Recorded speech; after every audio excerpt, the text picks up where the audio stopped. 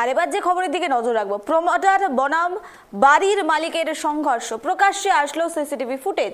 কোর্টে মামলা চলাকালীন দেবশ্রী দুবে নামে এক মহিলা চুলের মুঠি ধরে বেধড়ক মার এবং বাঁশের আঘাতে মাথা ফাটিয়ে দেওয়ার গুরুতর অভিযোগ উঠল প্রমোটারের বিরুদ্ধে।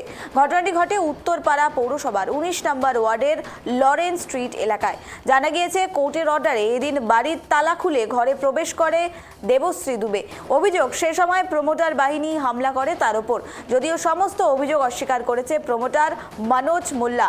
পাল্টা দেবশ্রী দুবের নামে মারধরের অভিযোগ ওঠেন তিনি এবং আহত দুপক্ষে দুজনে উত্তরপাড়া হাসপাতালে চিকিৎসাধীন বলে জানা যাচ্ছে। ইতিমধ্যেই ভাইরাল প্রমোটার ও বাড়ির মালিকের মারপিটের সেই চাঞ্চল্যকর সিসিটিভি ফুটেজ।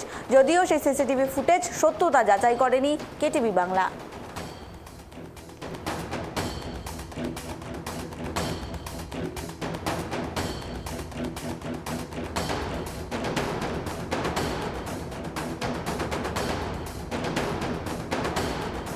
ভাইরাল হলো সিসিটিভি ফুটেজ, যেখানে প্রমোটার বাড়ির মালিককে মারধর করে, এই অভিযোগ উঠে আসছে। অপরদিকে প্রমোটারের পক্ষ থেকে অভিযোগ বাড়ির মালিকরা তার উপরে মারধর করে। এই ঘটনায় কিন্তু রীতিমতো চাঞ্চল্য ছড়িয়েছে। আমরা জানবো স্পষ্টভাবে বিষয়টি নিয়ে। আমাদের সঙ্গে টেলিফোন লাইনে রয়েছে প্রতিনিধি অমর। অমর, জানতে চাইবো এই মুহূর্তে ঠিক কি পরিস্থিতি, কি হয়েছিল, প্রত্যেক একে অপরের বিরুদ্ধে যে অভিযোগ উঠে আনছে সেই অভিযোগ ঠিক কি? দেখো নিবেদিতা, তোমাকে প্রথমেই জানাই, এই যে ঘটনা, এই ঘটনা কিন্তু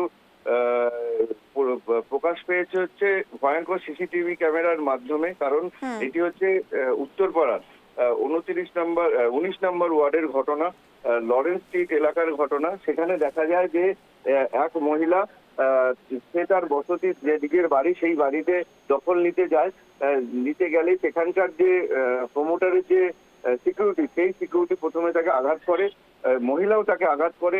পক্ষান্তরে আঘাতে দেখা যায় যে দুজনেই রক্তাক্ত হয়। সেরকম অবস্থায় প্রমোটার আমাদের মুখোমুখি হয়ে জানিয়েছেন এটি বিচারাধীন কোর্টের দ্বারস্থ এই প্রপার্টি, কিন্তু সেখানে মহিলা জোরপূর্বক ঢুকতে গেলে আমার সিকিউরিটি তাকে বাধা দেওয়ার পরে তাদের মধ্যে বচসা শুরু হয়, সেখান থেকে হাতাহাতি হয়।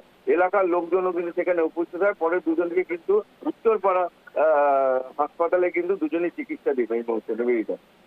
বেশ, আমি তোমার থেকে জানতে চাইবো এই বিষয়ে কি আদালতের পক্ষ থেকে হস্তক্ষেপ করা হতে পারে, কি মনে হচ্ছে?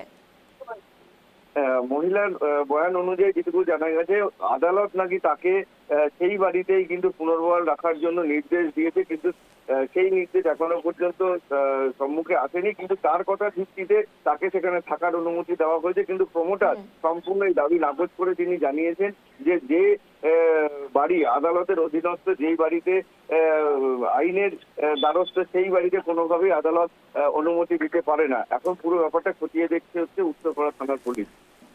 ধন্যবাদ অমর আমাদের সঙ্গে থাকার জন্য। যে খবরের দিকে আমরা নজর রাখছিলাম, ভাইরাল হয়েছে সিসিটিভি ফুটেজ, সেখানে সরাসরি দেখা যাচ্ছে এক মহিলাকে মারধর করা হচ্ছে। অভিযোগ উঠে আসছে প্রমোটারের বিরুদ্ধে। এখনো পর্যন্ত স্থানীয় সূত্রে খবর যে আদালতের পক্ষ থেকে সেই মহিলাকে সেই বাড়িতে থাকার অনুমতি দেওয়া হয়, কিন্তু সেই মহিলা বাড়ির ভেতরে প্রবেশ করতে গেলেই কিন্তু প্রমোটারের পক্ষ থেকে বাধা দেওয়া হয়। এরপরেই বচসা আসে, বচসা থেকে দুপক্ষেই হতাহতের খবর কিন্তু উঠে আসছে।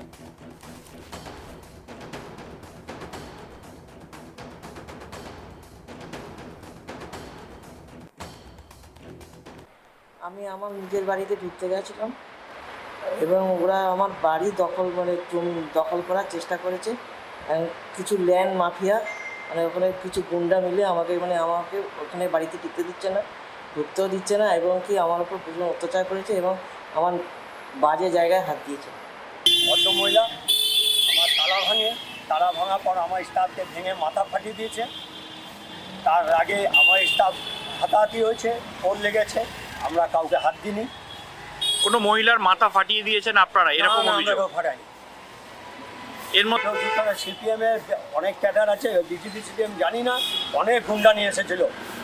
ওরা শাসক দলের মদতপুষ্ট, তাই জন্যই আপনি প্রভাবশালী। আমি কোনো দলের প্রচার, আমি একটা ব্যবসা করে খাই।